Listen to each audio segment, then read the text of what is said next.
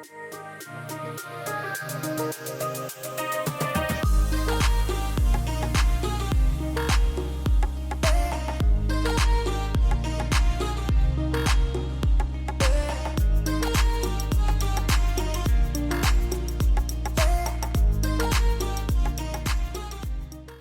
welcome to Unstoppable Angels. I am your host, Michelle Van Etten, and I have the amazing Shylo Bijold. Yeah, perfect. You said it perfect. It's French, and everyone's like, what the heck is this name? I'm like, just try it. Just try it and see what happens. It's a beautiful name. I have her with me today, and we are talking about how you take every little hit along the way and you make something beautiful out of it. So Shylo, tell us a little bit about yourself, where you're from, just a little background. All right. So, well, I'm actually in my hometown where I'm from now. I'm back. We'll get to that in a second. So I grew up in a small town, 1,300, maybe 2,500 people. There's more bars than restaurants and gas stations combined. It's a railroad town. My dad was a railroad guy. And yeah, went and moved all over. I've been to Hawaii, I've been out of the country, I've been back, but I ultimately come back home to your roots. I'm right back in a small town. I just moved into a small rental that I'm not even really renting yet. That's in the middle of a remodel and a demo. So just super grateful. It's kind of funny. I've done a lot of amazing things. I was a dental hygienist. I was a waitress. I used to work 3 jobs, clean houses, always an entrepreneur. So that's why we're connected, because we have that self-made entrepreneur. I've done very well in the network marketing direct sales industry, which is my bread and butter, but it's really moving into more of branding, affiliations. I'm entering into the modeling kind of section, which is funny because I'm in my 40s and I always wanted to do it in my teens, and it ended up happening in my 40s, which is fun. But it's been a great ride. And, I just moved back from Cyprus, as you know, and it was a pivot. So we can talk a lot about pivots because I know you'll definitely relate to this, but I'm definitely in a huge shift and a pivot. I mean, I thought I was moving out of the country, moving my mom, my everybody, and I made a gut decision. And I'm so, so glad I did, because I was right.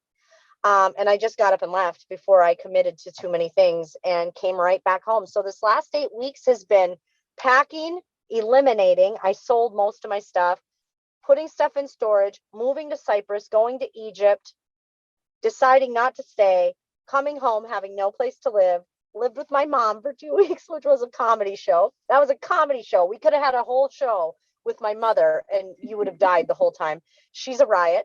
And then now pivoting and moving into a place that is so crazy, humbling, but perfect for me. It's private, it's close to town, but it's my little spot. And it has just everything I need and will have everything I need when I'm done. So it's keeping me focused and busy. And I'm just still going. I've been on a damn adventure, I swear to God, for like 5 years, which we can talk about. Like, it's just nonstop. How are you? I love it. You have so much energy. I love it. It's amazing. I'm good. Let's talk about some of those pivots, because that's what I really want to do. And with this show, my whole thing was, when you're an unstoppable angel, you've turned your pain into power. You have taken all of those hits and you just keep going, and people don't understand what it actually takes. So let's talk about a few of your pivots or things that you had to overcome along the way. Well, okay. So, I had a pretty easy life for a while. This is how I'll say it. So I grew up humbly, we grew up small town stuff. I still have a great family. We all have our traumas. And I talk about that a lot too. We all have traumas. No one's is better or worse than the other. Some people have gone through more, but definitely everybody has their own. And, it shapes you, and what you do with it is really what defines you. So I kind of chose a path of, I don't want to live like this. So I'm going to hustle, hustle, hustle, hustle. And I really had a masculine mindset for a long time. Like, I was really in the hustle mode. Got married really young, engaged, had a baby. That's when I moved to Hawaii, and ended up coming home because I was, he was a Marine, and it was really tough life. I was a 19-year-old mom and wife on a Marine Corps base. I knew nobody.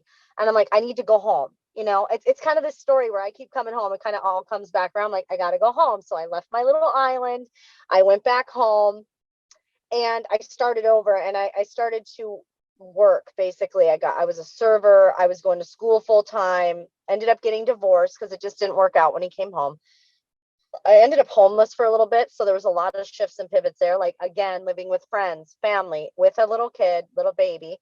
And then How old were you? school, I was like 21 when that happened. So Wow. 21 was really when I shifted into never again. And so what I wanted to do was secure myself. And I thought that was college. I thought that meant college at the time. And so I'm like, I got to go to school. I got to get a degree. Dental hygiene was like one of the things I wanted to do. And, I worked 3 jobs, raised my daughter, did that, not even really met, started dating and ended up marrying. I would say my dream guy. He was a professional athlete. He was my friend through high school. We just clicked. Like, it was perfect. We had an amazing marriage. We had, like, it was Barbie and Ken. And it ended up starting to kind of unravel when the economy tanked. So the economy tanked way back and we lost. His contract was cut, but we just ended up having one thing after another. And it was like, oh my God, we just got hit and hit and hit. And we ended up, we were looking to sell things. We were making multiple 6 figures down to my income. And at the time was dental hygiene, which is not enough to support a family in our situation. We had No. 3 children at the time. And so that's when direct sales network marketing hit. So we can stop there if you want to ask questions, because it kind of goes in a couple stages. That's a huge pivot there. So divorce, huge pivot, losing career, perfect marriage. Honestly, everyone was like, you have the perfect life. We traveled, we did everything. And then all of a sudden it's like, I got to be a stay-at-home mom, basically, which is what I really wanted. I wanted to work a little, but stay with my kids. And then it was like, nope, you're back in it. And it was like that survival mode hits. And when you go, like, I've been poor. Okay. So I lived poor. And when that comes into your mind again, you're like, no, I will not ever feel this way. So I just went into hustle mode, and that's when direct sales came in. That sounds very familiar. That hustle mode, right? It's like, no, Yeah. this isn't going to happen. I'm not allowing this in my life. This is just not who I am. And one of the things I've always said, and I'd love for you to kind of elaborate on it too, how you function during your legs. Like, some people say that your attitude doesn't matter, but in this industry, you got to leave your emotions freaking at the door. You've got to come with it, no matter if you want it or if you don't want it. I mean, did you notice that too, that no matter what's going on, especially when you get into network marketing, you really just actually have to, like, throw it all aside and be like, okay. Yeah, you have to put blinders on, and it's very difficult, because when you're going through major challenges. So my marriage was getting challenged during this time. I mean, my husband was in a bad place, and he was fighting his demons, trying to start a business, trying to navigate and pivot himself. And then you have me going, what am I going to do? We have to work. And so, you kind of get pulled apart in those ways. And there was a lot of challenges during those times.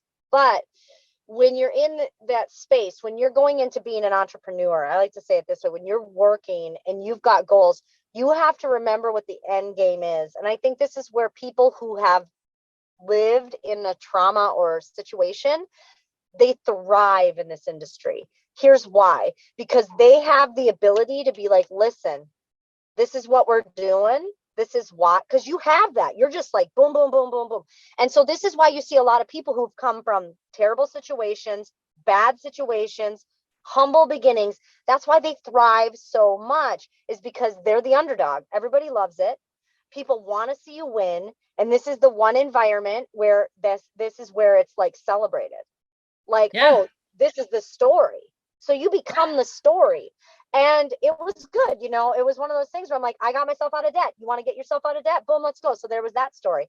We turned it around. We did this. We ended up buying our dream home. We got, we made some serious changes in a short amount of time, because we had a vehicle that was able to get us there.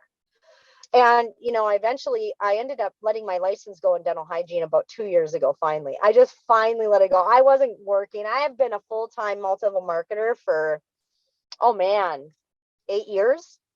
at So, least okay, eight let's to go back to nine. that then. You started 8 years ago. What, Mhm. not the company, but you get started, it's 8 years ago, and you decide you're in. What were some of the hurdles you first encountered, or pivots, or things that you had to deal with? Well, when I went full time, that was more of, you have a mindset challenge. So when you decide to let it go, so I've actually been in direct sales about 12 to 13 years, probably 15 technically. But when I first got started, it was like this dabble, I'm still working all these other things plus this. And I loved it.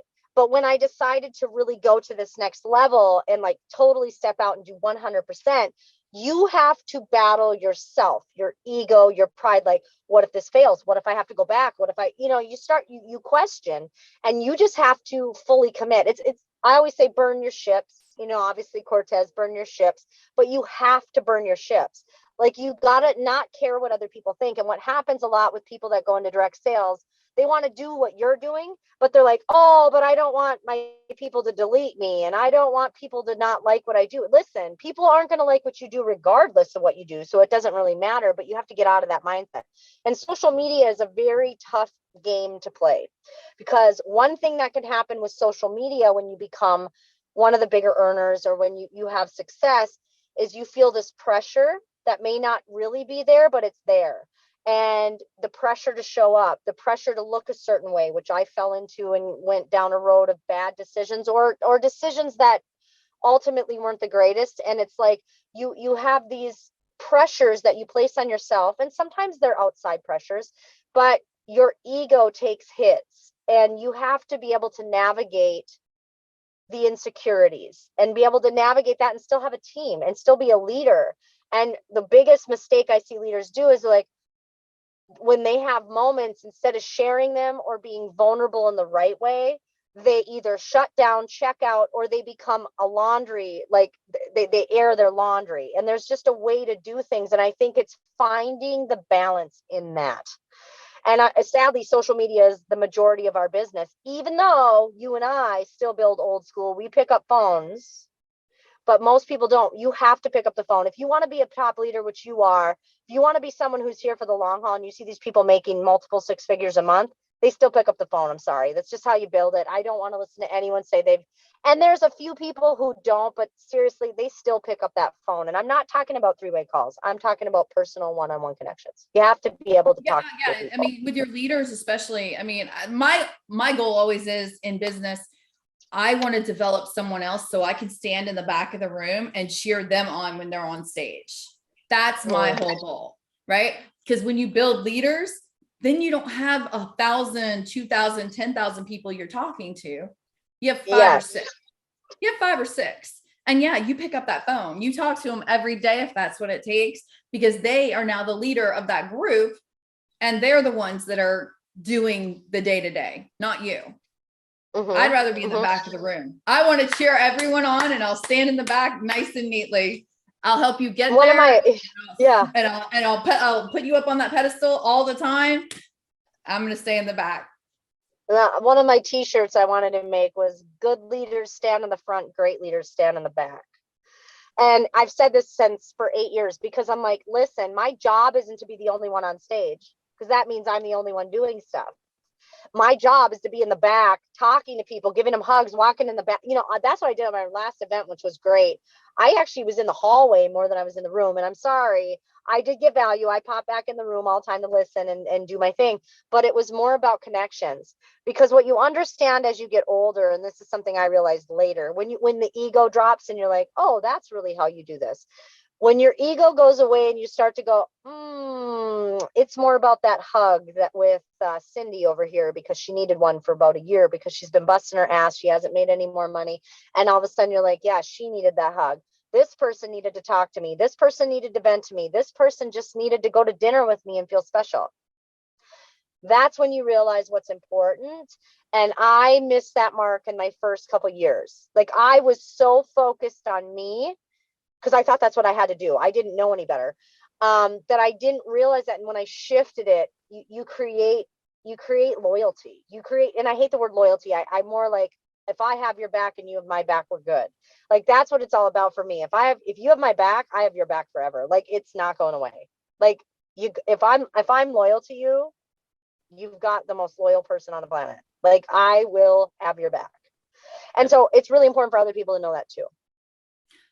And those first couple of years when you're doing this and you're learning this, what kept you going? I know that you said you had a lot on your plate and you were trying to take on the world, but I mean, as my example, I had 3 parties and no one showed up except for my housekeeper. And that was because she didn't want to get fired. And then my friend had a party, right? And 9 people sign up. And 9 people show up, 7 people sign up to do the business from her party. And I'm like, she has no trust. I didn't have it at that time. And I think that was like a huge moment for me, because I was at the point where I'm like, I'm going to quit. I can't do this. And then I thought about it and I'm like, I told my kids I'm going to get a BMW. And we were going to, and we're going to be rich. Right. And they're telling their friends and everybody that we're going to, and I'm like, I can't give up on them. What am I teaching them? When shit gets tough, I'm just going to stop moving. Yep. So it's funny. We both were in Stars and Cars, Stars and Cars. That was my first company. And the thing is that really put my foot in the door, is ignorance on fire. But I had the same issues too. Nobody had seen me do it. I was really not shy. If you got me, I'm very social. I'm like this. I'm an introverted extrovert. So in situations where I had to public speak, where I had to be like in that, I wasn't comfortable with that. That's why I never did direct sales, because I was like, I don't want to do parties. And so I was forced into it, and I had to build trust. People didn't know me. They didn't know I was into direct sales. They didn't know if I was going to stick around or just be like, oh, I'm doing this for a week. And so it's staying power. And the other thing I want to tell people is you cannot skip. You cannot pass, like, you have to skip go and go to jail. You know how you do that? You have to go, pass, go. There's no easy button. You have to have experience. You have to build this business. So that means it might take you a couple extra years, 5, 10 years, to get to the level where you do bring big leaders in, because they finally trust you. I'm not joining someone who's just started direct sales a year ago. I'm sorry, I won't. I won't either. I won't. No, why would you? You've been in longer than them. Why would you pay a mentor who hasn't had the success you have? This has been my issue lately. I'm like, wait a minute, I'm paying you. You haven't even had success in this, and you're telling me what to do. We're good. Bye. But it took time for me to even see that, because a lot of people will present, like, social media it's a filtered world. It's the real. It's the highlight reel. Sometimes people can come off like they are the biggest leaders in their company, and you find out they're only making, and this isn't mean, they're only making maybe $5,000 a month. No. That is not the level that someone is looking for that's been in for 10, 15 years. That's not putting it down, though. That doesn't mean that's bad. It means you need some more time. And another thing is you need to take some hits, because this business isn't up. When I see leaders that are first time they've ever had success, they're cocky as hell. And I love it, because I'm like, just wait. Just wait. Just wait till your biggest leader walks out. Just wait till you get slapped with a lawsuit. Just wait until something crazy goes down. And then you understand what patience and like humility brings, which ultimately it's up to the person if they want to leave a company too. Like, if people go with people, you can't stop that. Sometimes it's like, this isn't even my deal. But they don't understand that there is always a repercussion. If it doesn't have to be legal. I mean, also credibility. I'm all for, if you need to leave, let's talk about this. Let's flip this, because I think a lot of people don't understand this. Yes, we see big leaders that go through things. You and I have been through it. And we're like, oh my God. But when I watch people bounce and bounce and bounce, and I'm like, how many times are you going to start over? And there's a level of credibility that gets lost. And that's where I always challenge people, like, did you really try? why did you join the company? Number one, if you were bringing a network there, because some people do, and they totally can. They bring a network there, and then they're like, nah, I'm out 1 year later. Did you do the research? Do you know what you're getting into? And now there are situations where things weren't told, disclosed, and things change. I get that. So I totally respect it. But there is a level where it's like, you got to take a little bit more time and do your due diligence before you leave a company and bring someone to a company and then exit 3 to 4 times in 5 years. I've seen that. It's just happening way too much. And it hurts everybody in the industry because nobody wants to be with a industry where they're like, well, everybody just quits and leaves and does this. It's like, I can't handle that either. So there's two sides to that. But when it comes to my issue, I'll tell you this. I started drinking on a level that I couldn't control. It brought me to my knees. I quit drinking and it changed my life. So I wouldn't take it back for 1 second. So I want to thank anyone who was a part of that on either side, because my life changed. I became a better mom, a better leader, a better woman, but I healed my shit. And it took me going through something like that to take the rug off of all the other things, because I was hiding a lot. I was wearing masks. I was pretending. I was fake. I wasn't trying to be fake, but I had to be because I couldn't show people the ugly, because the ugly was really ugly. And I ended up falling on my face pretty hard.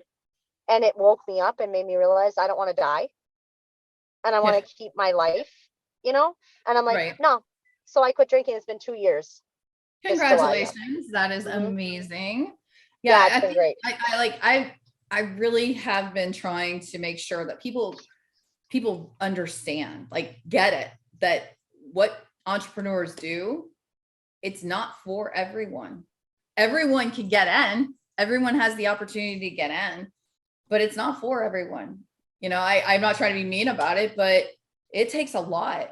I look at people now and I'm like, do you have what it takes? I mean, do you have what it takes when the going gets tough? Are you able to keep going, or do you crash and burn?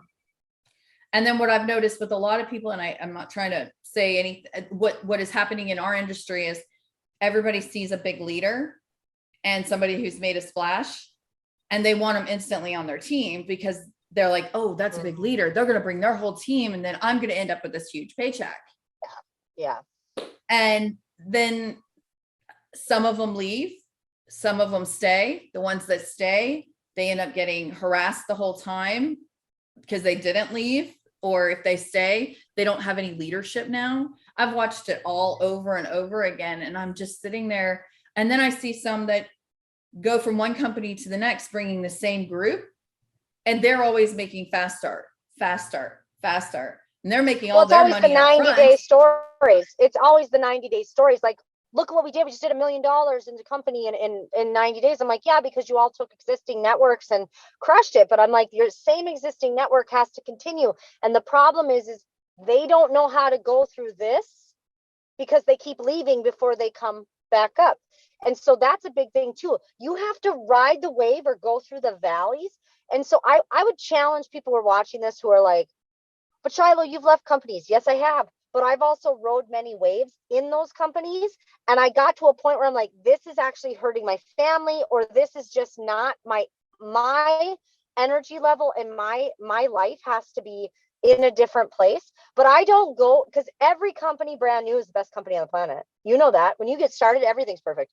Everything's perfect. Compliance perfect. People are perfect. Culture's perfect. Nothing's wrong. And then you get to about 6 months in and you're like, oh, maybe that's not so great. Okay. And yeah, it happens in every company, though. I will tell you, there's no perfect company, but you have to find the right culture that aligns with you. And here's what happens too. These same existing networks all leave because the culture's so jacked up, but they don't take into account that you were a part of the culture too. Oh yeah, definitely. So you keep going to these cultures. It's the same culture. You just keep bouncing from them and you bitch about it when you leave. It's like, yeah, culture sucked. So you were a part of all those cultures. What's the difference?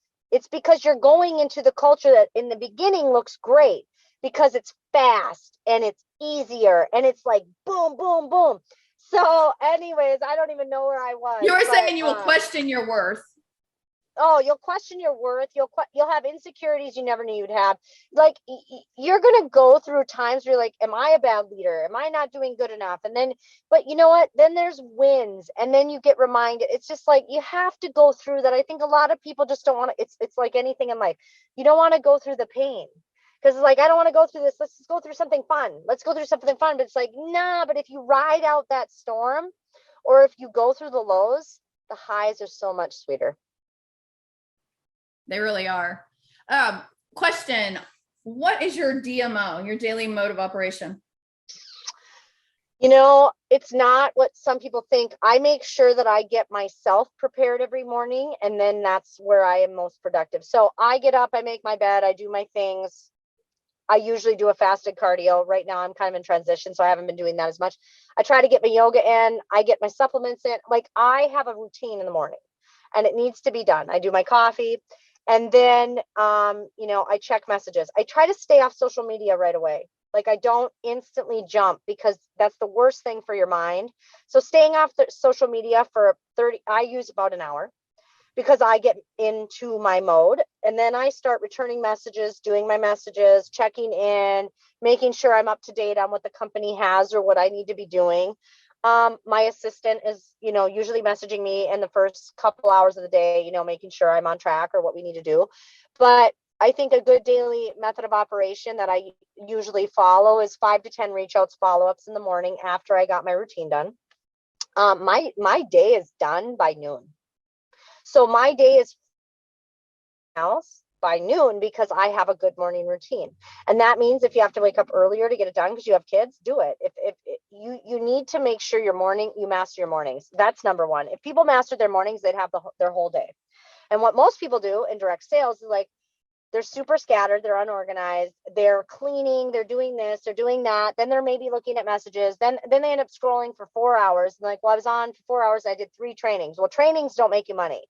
Yes, they provide value, but some people consider trainings as a DMO. And I'm like, no, you should be doing that while you're on your treadmill. You should be doing that while you're in the car. You should be listening to stuff while you're going to the to get coffee, or in the morning. Get your earpods in and do it. It is not part of your activity to make you money, because training is to grow you, and you should only be doing 30 to maybe an hour a day tops.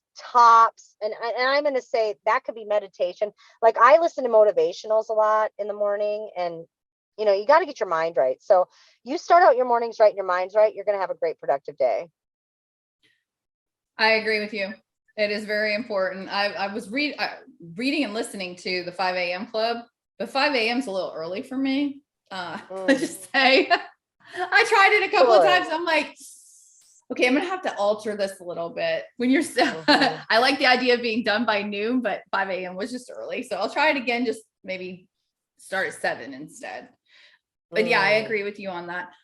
What out of the, like, you just got back from Egypt and you were moving to Cyprus and everything was going in a plan. And then some things happen and your gut just told you to get out. How would you tell somebody to listen to that? Like, what were the signs that, like, not, you don't have to get into the details of that thing, but what were the signs that you got that you knew that you needed to change? I have had some interesting things happen where I've had some business partners that didn't work out, and in that situation, it wasn't all bad. It's just things that I wish I would have listened to. Like, I'm like, I didn't like that. Why didn't I act that? Why didn't I speak up? So what I've really realized through this is that everything that I've done over the last few years, it all came into like full circle for me. So I just was at a point where I'm like, no, I know where this is going to go and I don't feel good. If I don't trust you, we're good. And that doesn't mean you're a bad person. It wasn't about something crazy or one thing that happened. It was, I've had too many signs. And if I don't trust myself, I'm going to go right back down the same road I've been on. And I'm not doing that anymore. And so for me, it was just, no, this isn't aligning with me. Now that I can see the situation in person, it's not going to work. And it was little things, but you have to listen to yourself, because you're right, and quit listening to other people that you're paying that you're paying and they want you to keep paying them. And so it's like, just trust your gut.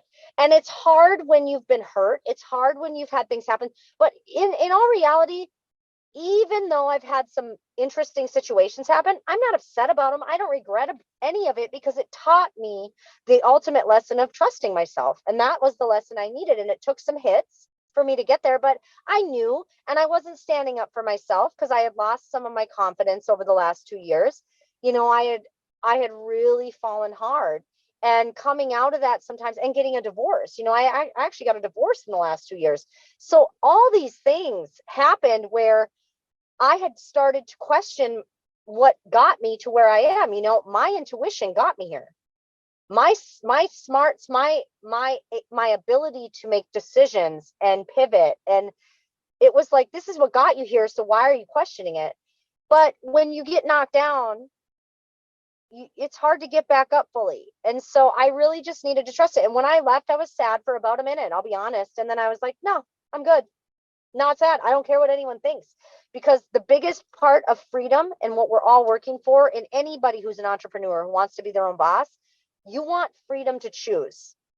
Nobody can hold me down. Nobody has the rights to me, and I have nothing with you. So if I want to change my mind, I can. And that's ultimate freedom, because think about how many things we have that keeps us locked in a miserable place. And I wasn't about to be tied into something and bring my mom, when I'm like, no, it's not terrible. Nobody hurt me. I'm just not going to put myself in a position where I'm stuck ever again. It's been my story for 20 years. I'm not getting stuck, and nobody's going to tie me down. But I had the freedom to choose. And that was the ultimate lesson in all this. Is when I came home, my brother's like, are you upset like that you're living with mom for 2 weeks? I'm like, no, it's my choice. I didn't have to live with my mom. I mean, yes, I was in a situation where it wasn't ideal, but I had an opportunity to be with my mom and live in her house for a couple weeks and have fun. And it was like, you know what? We had a good time, but I had that choice. It was a choice. When I was 20, I didn't have a choice. I was homeless. I make good money. I have a great business. I have a great team. I have amazing family and friends. I had choices. I made choices. So we're good. That's what this industry gives us, is choices. I always tell people, you don't get back your time.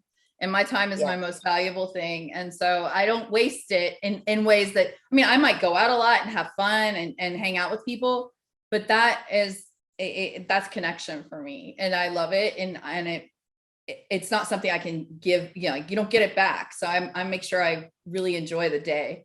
I just want to say thank you so much for being here. And your story is absolutely amazing. You have come through and gone through a lot, as most all of us have, because like I said, to be an unstoppable angel, you have to turn that pain into power and become unstoppable in your own life and in lives of others. And you have definitely done that.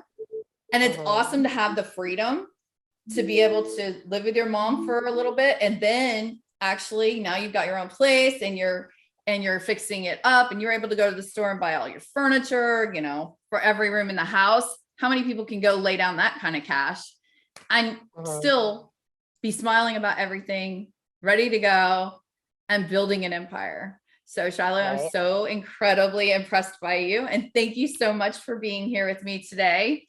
And until next time, bye.